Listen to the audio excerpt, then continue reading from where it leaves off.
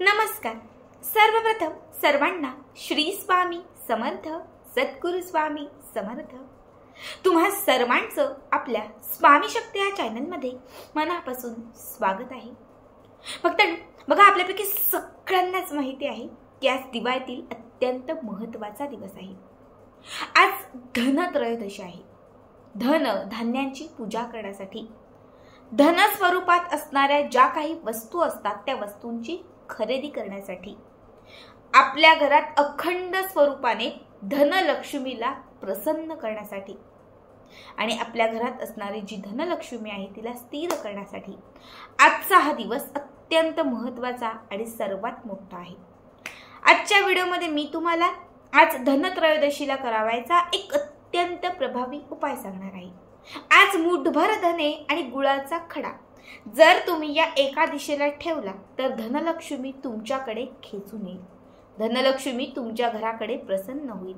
तुमच्या घरामध्ये असणारी जी काही गरिबी आणि दरिद्रता आहे ही कुठेतरी कमी होत जाईल. आर्थिक चणचण तुमच्या घरातील कमी होईल आणि तुमच्या घरामध्ये लक्ष्मीची प्राप्ती होईल. हा उपाय आज आपल्याला संध्याकाळी करायचं आहे. सगळ्यांनाच माहिती असेल की आजच्या दिवशी सोनं चांदी या वस्तूंना जेवढा मान आहे किंबहुना त्यापेक्षाही जास्त मान आज हा धन्यांना आहे.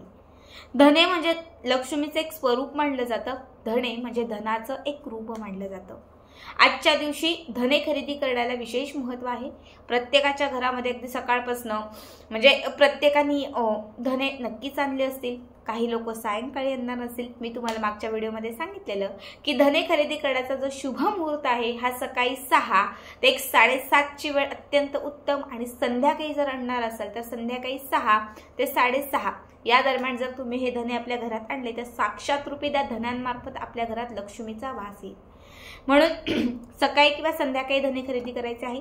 बाकी तुम्ही दिवसभरात आणली तरीही चालतील, पण हे दोन शुभ मुहूर्त होते. आता काय करायचं, जे धने आपण आपल्या घरामध्ये आणलेले आहेत हे एका लाल फडक्यात किंवा एखाद्या छोट्याशा प्लेटमध्ये ठेवून द्यायचे. कापडावरती ठेवले तरीही चालतील किंवा एखाद्या प्लेटमध्ये ठेवले तरीही चालतील. ज्या ठिकाणी आपण धनलक्ष्मीची पूजा करणार आहोत, आज ज्या ठिकाणी आपण धनत्रयोदशीची पूजा करणार आहोत त्या ठिकाणी सगळी पूजा वगैरे मांडून घ्यायची.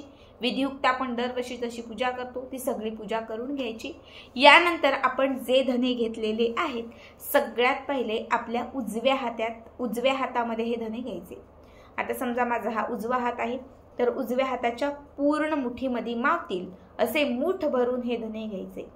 आणि तुमच्या देवघरात जिथे लक्ष्मीची मूर्ती असेल किंवा धनलक्ष्मीची मूर्ती असेल, माता लक्ष्मीचं जे काही स्थान असेल तर त्या माता लक्ष्मीच्या मूर्तीवरती उजव्या हाताने थोडे थोडे धने या मुठीने अर्पण करायचे.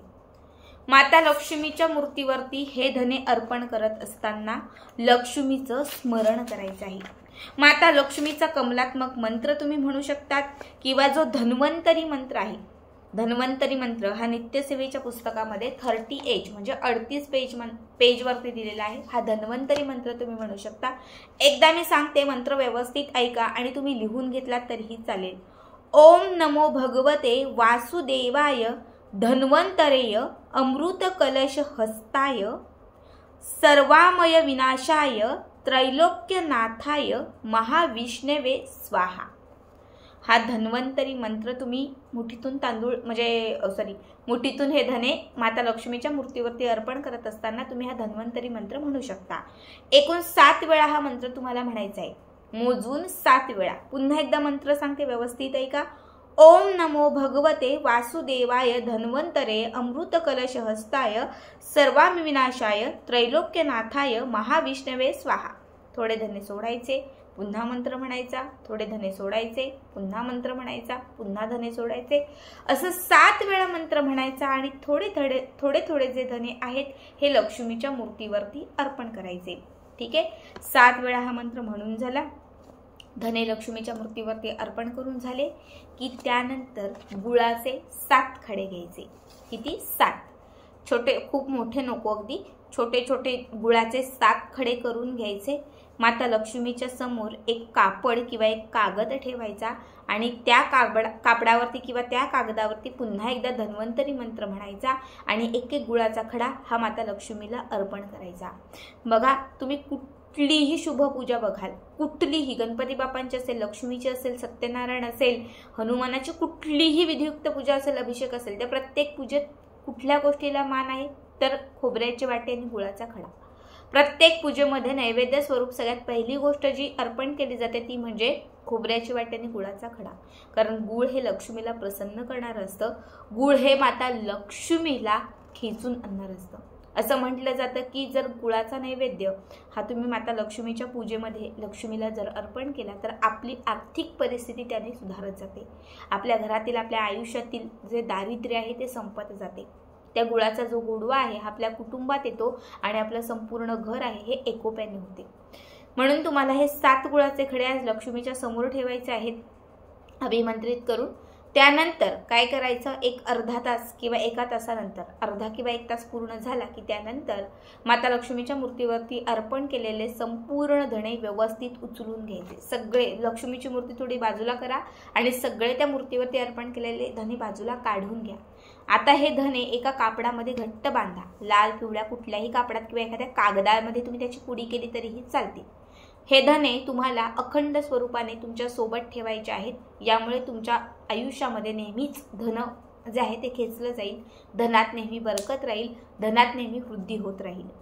यानंतर जे 7 गुळाचे खडे होते ते देखील आपल्याला उचलायचे आहेत आणि 7ही गुळाचे जे खडे आहेत हे तुम्हाला एका कागदात बांधायचे आहेत। आता काय करायचं तर 7ही गुळाच्या खड्यांची जी पुडी तयार होईल ही रात्री झोपताना उशीखाली ठेवायची। जिथे तुम्ही झोपाल तिथे उशीखाली ठेवा। जेव्हा तुम्ही सकाळी उठाल तेव्हा यातील एक गुळाचा खडा काढा, अंघोळीच्या पाण्यात घाला, स्वच्छ सुंदर स्नान करा। याने तुम्हाला लागलेली बाधा, नकारात्मकता त्या क्षणात नष्ट होईल, तुमचं संपूर्ण शरीर पवित्र होईल। आता उरतील 6 खडे। देवघराच्या समोर बसायचं, दिवा वगैरे लावायचा। जो तुम्ही दिवा लावाल त्या दिव्यामध्ये यातील अजून एक खडा गुळाचा त्या दिव्यातील तेलात किंवा तुपात घालायचा। जसं हे गुळ त्या दिव्यातील तुपात किंवा तेलामध्ये विरघळत जाईल तसं तुमच्या जीवनातील अंधार दूर होत जाईल, तुमच्या घरामध्ये असणारं दुःख संपून जाईल। आता राहतील शेवटचे 5 खडे। त्यानंतर चहा बनवू शकतात, गोड काहीतरी किंवा पाणी, त्यामध्ये एक गुळाचा खडा घालायचा आहे आणि हे जे तीर्थ किंवा हा जो चहा असेल हा स्वतः तुम्हाला प्राशन करायचा आहे।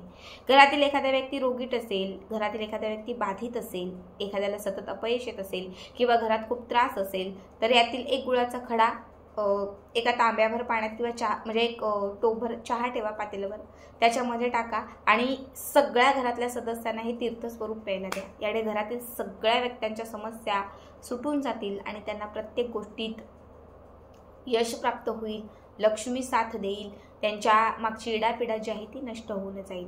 आता राहिलेले जे काही शेवटचे खडे आहेत तर हे खडे तुम्हाला कुठल्याही गोमातेजवळ घेऊन जायचे आहेत। जिथे गोशाळा असेल तर गोशाळा किंवा गाय असेल आजूबाजूला कुठे गोठा तर तिथे जा आणि राहिलेले खडे हे गोमातेला खाऊ घाला। आता समजा गोमाता आजूबाजूला कुठे नसेल किंवा गोशाळा नसेल तर मग तुम्ही हे खडे आजूबाजूच्या कुठल्याही प्राण्यांना किंवा पक्ष्यांना खाऊ घातले तरीही चालतील। या पद्धतीने जर तुम्ही हा उपाय केला तर आयुष्यात कधीही तुम्हाला आर्थिक चणचण कमी पडणार नाही, लक्ष्मी नेहमी तुमच्याकडे प्रसन्न राहील आणि तुमची आर्थिक परिस्थितीही सुधारत जाईल। अत्यंत साधा सोपा उपाय आहे, नक्की करा आणि आजचा व्हिडिओ कसा वाटला कमेंट करा।